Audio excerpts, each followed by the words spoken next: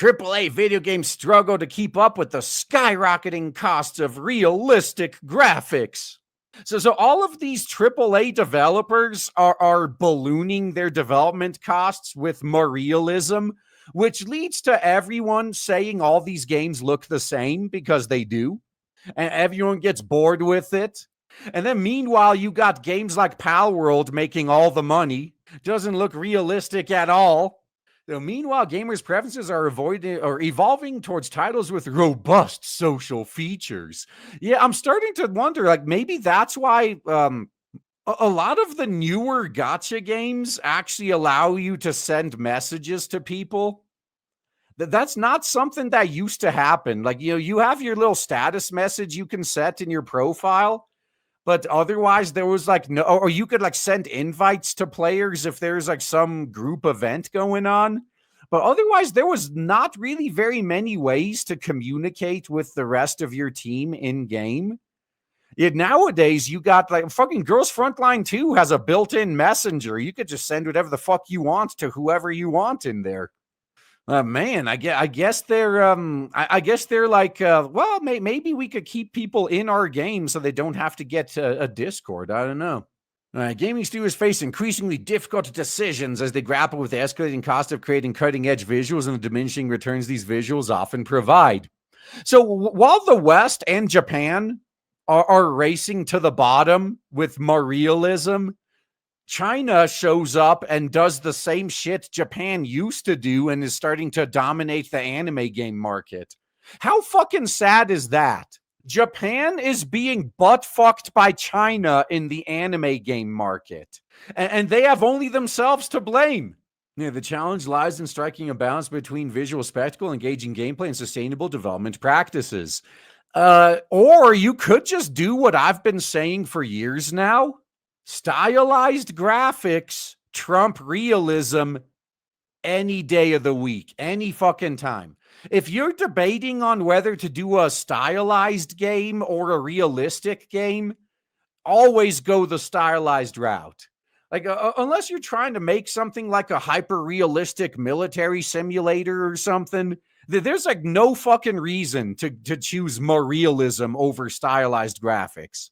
But going back to the Unreal 5 discussion, like that's one of the reasons they don't. Unreal 5 is a very powerful engine that these developers use as a crutch. Just out of the box, Unreal 5 makes it ridiculously easy to make more realistic environments. Why do you think that that's the default that current year AAA devs take? Less assets for them to make, less work, less money. Look, if you're making a stylized game, you need to handcraft every asset in that game. You got to pay an artist for the concept art. You got to pay a 3D modeler for the 3D models or the 2D sprites if you're making a 2D game. Or you can just use the more realistic style that comes built in Unreal.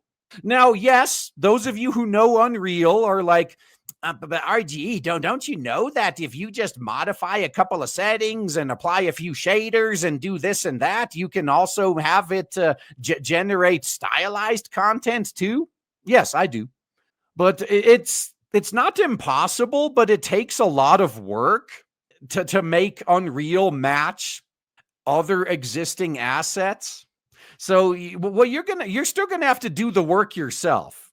Yeah, like you can take the out of the box Unreal functionality to like generate more realistic environments, and any other asset that looks realistic will not look out of place if you place it in those environments. That's what makes it so easy.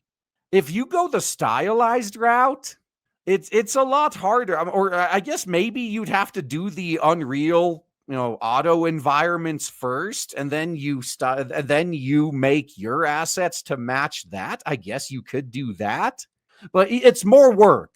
It's not as easy as just following a 5-minute tutorial and suddenly you have your entire world done. That's basically what these guys have been doing. So no, it's not the engine's fault. It's their fault. Yeah, that's true. Four horsemen of abysmal dog shit. Depth of field, motion blur, chromatic aberration, and lens flares. Yup. The motion blur, I don't know why the hell that got popular, but like all the rest of that, that's all stuff that they use, like the lens flare. Oh, look, it's cinematic. Oh, look at how high quality your game is. No, that's all just it's a way to polish a turd. You make the turd look shiny. Like, look at how high quality this turd is. For decades, giants in the game industry like Sony and Microsoft banked on realistic visuals to captivate audiences. Never really worked for me. Other publishers like Neutered Dog, CD Projekt Red, Rockstar, and Guerrilla Games have consistently prioritized visual excellence, and this approach has led to critical acclaim and commercial success. So that approach worked as long as graphics were exponentially advancing from generation to generation. PS1 to PS2, PS2 to PS3, PS3 to PS4. Was there really much improvement from PS4 to PS5, though? Or, God forbid, PS5 to PS5 Pro? You think the PS6 is going to look any better than the PS5? I don't. They can't rely on much shinier graphics anymore. This strategy has transformed once flat pixelated worlds into immersive experiences that rival cinematic productions. However, the cost of achieving such realism has skyrocketed, leading to a reevaluation of priorities within the gaming sector. Yeah, and then you got China releasing anime-style games that are very cheap compared to this, making way more money. Marvel's Spooderman 2, released in current year -1, is the one example. Leveraging the Piss Nichols processing power, developers at Insomniac crafted a visually stunning New York shitty. Peter Parker's iconic suits were rendered with intricate textures, while the skyscrapers reflected sunlight with remarkable accuracy. This level of detail, however, came at a steep price. The game's development reportedly cost around $300 million, more than triple the budget of its predecessor from just 5 years earlier. Oh man. This would be a good time to bring up this stat again. The OG Spider-Man, it sold something, I think like 23 million copies. That might be including the PC version as well. It probably is, but that one sold over 20 million. Spider-Man 2 sold 11 million, which is really, that's a lot. Like, I'm not gonna pretend like that's a flop. Like 11 million, damn, that's more than Nier Automata sold. And it was a Piss Nickel exclusive. 11 million. But that's less than half of the first game. And it cost, what was that? More than 3 times as much? It cost more than 3 times as much, and it sold less than half as much. I don't know, man. Maybe it was a flop after all. Another example of the industry's technical prowess can be seen in a particularly noteworthy scene in The Last of Us Part 2, where the protagonist Ellie removes her shirt, revealing bruises and scrapes on her back. This moment unfolds without any graphical glitches, demonstrating the painstaking attention to detail that has become a hallmark of high-budget game development. Someone with a Riona fetish most likely put a lot of effort into that. While these visuals are impressive, they raise questions about the sustainability of such development or investments. Despite Spooderman 2's commercial success with over 11 million copies sold, less than half of the first game, and it cost 3 times as much. Sony announced 900 layoffs in February of current year, which affected the game's developers at Insomniac. Well, yeah. Their new game cost 3 times as much as the last one and sold less than half as much. No shit. In short, the financial returns on these investments are diminishing. At the same time, audience preferences are shifting as well. Jacob Novak, a former executive at Squeenix, told New York Lies that high-fidelity visuals primarily appeal to a specific demographic of gamers in their 40s and 50s. Same goes for consoles. Anyone younger than 40 is playing on PC and mobile. Meanwhile, younger generations are gravitating towards games with simpler graphics but robust social features such as Minecraft, Roblox, and Fortnite. Or all of the anime games that China is putting out. For many young gamers, playing is an excuse for hanging out with other people, said Just van Drunen, a market analyst and professor at New York University. This social aspect has become a driving force in game design popularity. Yes and no. Now, Minecraft, it's a combination of survival multiplayer, but also modability. But also the fact that you make the game is what you make it. Like it's up to you to decide how you're going to play it and what you're going to do with it. And then they made it so easy to share. And like, there's a lot of it is the community. Yeah, Roblox players get to make their own games.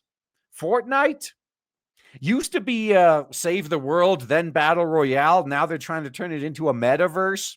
It makes sense, I guess, for them.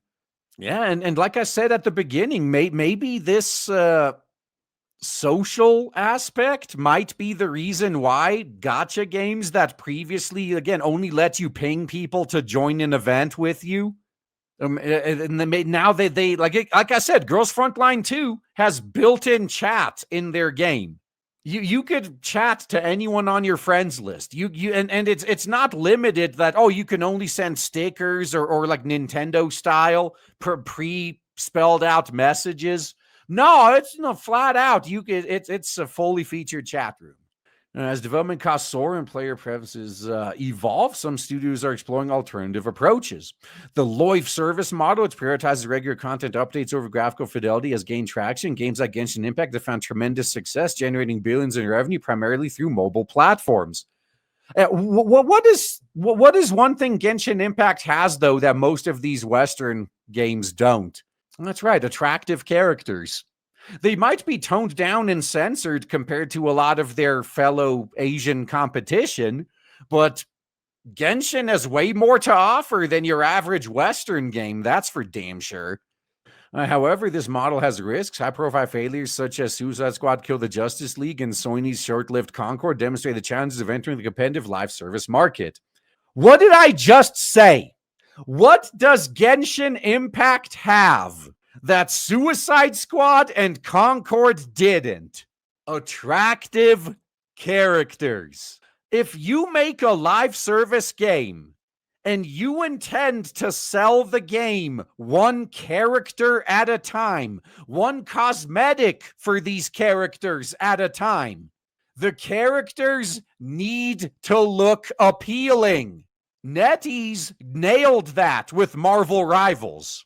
The characters in Marvel Rivals look good. Definitely compared to Concord, compared to Suicide Squad, they look good. They're probably going to make a lot of money selling skins and characters. No one is going to roll on the Trigglypuff banner. These guys have no fucking clue what they're doing. Industry professionals are divided on the path forward. Some, like David Reitman of PricewaterhouseCoopers, sees potential in AI to reduce the cost associated with high-end graphics. Others, like independent developer Rami Ismail, are skeptical of quick technological fixes and worried about the industry's current trajectory. No, I think both of them might be right. No, AI is going to be the game changer.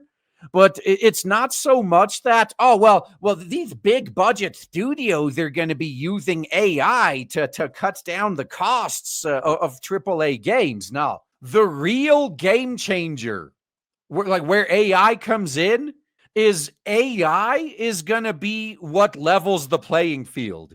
AI is what's going to allow small indie teams to make games that can directly compete with big budget AAA. This is going to be the death of big budget AAA games. And this is good. This is what we want. This is great for gaming.